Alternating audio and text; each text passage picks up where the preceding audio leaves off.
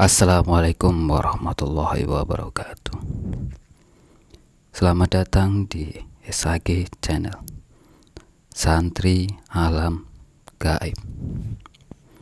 Kali ini saya akan membawakan cerita dari kisah nyata yang saya alami semasa saya masih kecil.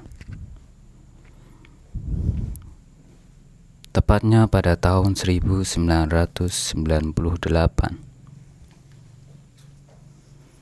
Singkat cerita, di sore hari saya dan teman-teman saya yang berjumlah 3 orang merencanakan untuk mencari belut di malam nanti. Sebut saja teman saya dengan inisial K dan P. Setelah kami bertiga berencana matang, kami kembali pulang ke rumah masing-masing dahulu. Dan setelah tiba waktu maghrib, saya sholat berjamaah di masjid. Selepas sholat, kami berkumpul di perempatan jalan desa yang ada pos rondanya. Di sana kami mengecek peralatan terlebih dahulu sebelum mencari belut. Peralatan yang kami bawa ada sabit, ember, dan senter. Ada juga obor, karena pada masa itu masih jarang yang punya senter. Kami pun masih memakai obor.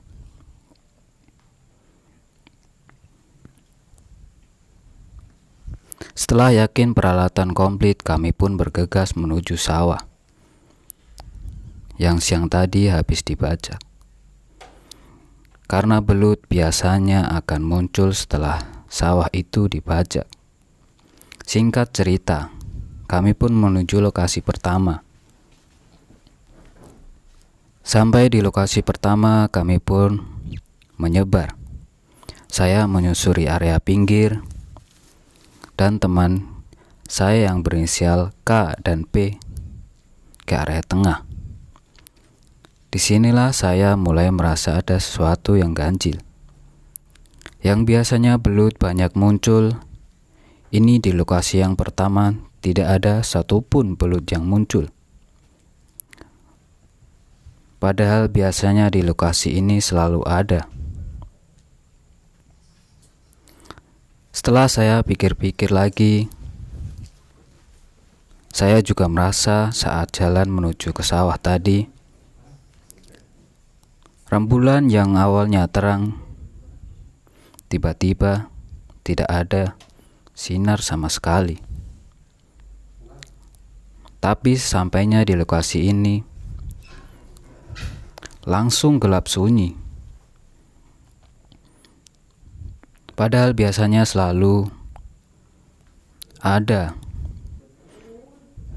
Tapi sesampainya di lokasi ini, langsung gelap, sunyi, angin pun tidak ada.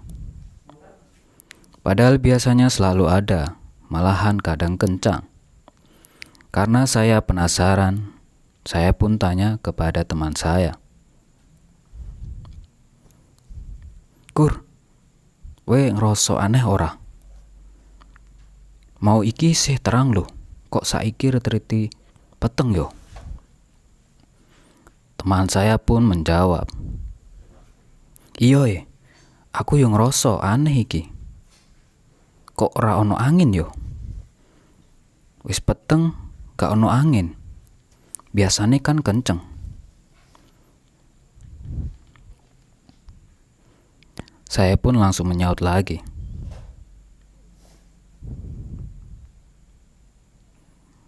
Aku yang ngerasa gitu. Biasanya kan angin banyak terus di sawah. Lah kok malam ini tidak ada sama sekali ya? Lalu Poin pun menjawab juga. Udah. Ayo kita lanjut ke utara saja. Kami pun melanjutkan ke lokasi yang kedua. Di sini mulai lagi keanehan muncul. Di lokasi kedua, tidak ada satupun belut yang muncul. Setelah kami bertiga merasa kalau terus bareng bersama kami tidak akan mendapatkan hasil, kami pun memutuskan untuk berpencar. Saya pun bilang, "Ayo berpencar.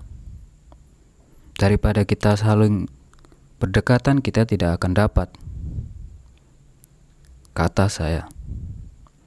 Lalu Kuri pun menjawab, "Ayo, ya udah, aku ke utara." Lalu Poin pun menyaut, "Aku ke timur." Dan saya pun menjawab juga,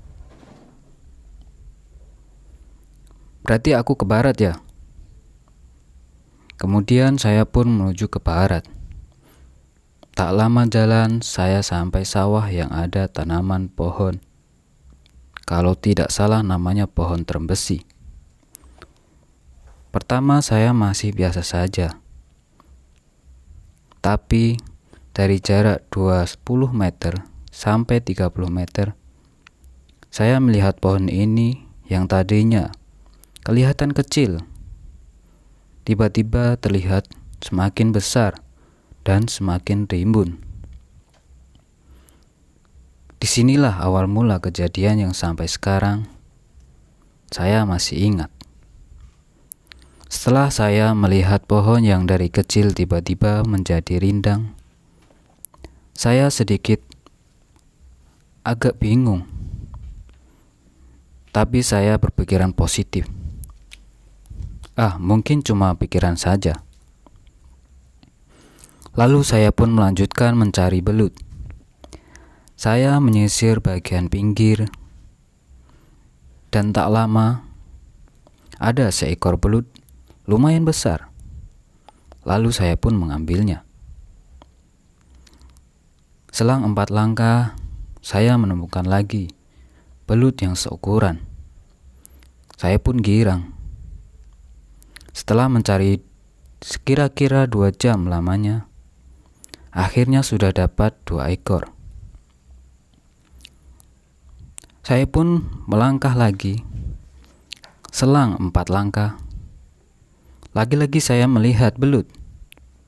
Dan kali ini, bukan hanya 1 atau 2 ekor belut, tapi sekelompok belut yang kira-kira ada 10 ekoran belut.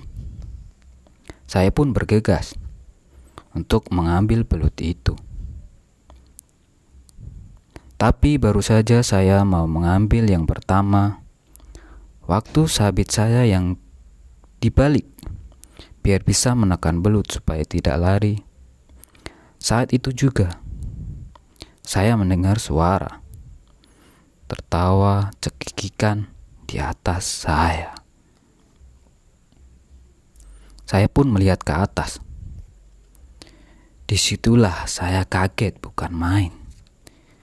Yang tadinya saya senang karena ada banyak belut, berubah jadi panik dan ketakutan. Karena saya melihat sosok wanita di atas pohon.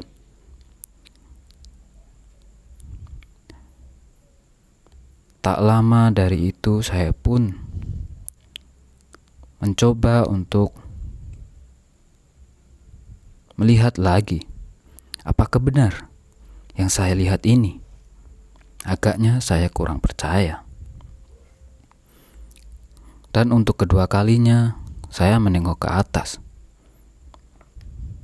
Dan benar saja, wanita ini duduk dengan kaki yang menggantung di batang.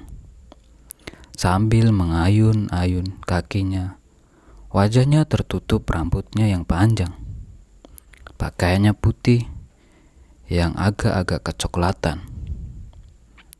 Di sini saya pun lari setelah melihat sosok ini. Sampai-sampai sabit saya ketinggalan. Saya lari, terus lari dan lari. ke arah teman saya yang berinisial Kuri. Sambil lari saya panggil Kuri. "Woi, Kur, Kur." Sambil ngos-ngosan. Sampainya di tempat Kuri, saya bilang Kuri, "Kur, ini gak bener. Gak bener ini, ayo kita pulang aja." Kuri pun menyaut, "Ada apa kamu lari sampai pecicilan gitu?" Saya pun langsung menjawab, "Aku tadi ditampakin oleh sosok perempuan di atas pohon terbesi. Ayo pulang saja." Kuri pun lalu menyaut lagi, "Beneran? Jangan nautin kamu. Ya udah, ayo pulang. Itu poin diajak sekalian." Setelah itu, dengan langkah kaki yang cepat sambil ngos-ngosan, saya sama Kuri pun menghampiri poin. Sampainya di tempat poin, Kuri pun bilang, "In, ayo balik. Agus habis ditampakin, didemit di atas pohon terbesi." Poin pun langsung jawab, "Edan, beneran itu? Ya udah, ayo pulang," kata Kuri. Setelah itu kami pun bergegas pulang. Baru berjalan beberapa langkah, pas saya tengok ke arah pohon terbesi itu, dari arah yang sama tapi agak jauh, di dekat sungai kecil yang bermuara di Bengawan Sulu. Nampak warna merah menyala, melayang ke arah kami. Saya pun menyeletup, "Woi, apa itu?" Kuri pun langsung menengok dan bilang, "Apa itu? Kok menyala merah? Kok semakin ke sini?" Poin pun menyaut juga, "Loh, kok tambah besar? Ayo lari," kata saya. "Lari, lari." Singkat cerita, kami pun lari sekencang-kencangnya. Karena saya lari duluan, saya dan dua teman saya ini ada jarak sekitar 5 meteran. Waktu saya tengok ke belakang, yang menyala merah tadi masih mengejar kami dan semakin dekat. Saya pun teriak, "Lari, lari, gak usah melihat belakang." Kami terus lari sekuat tenaga.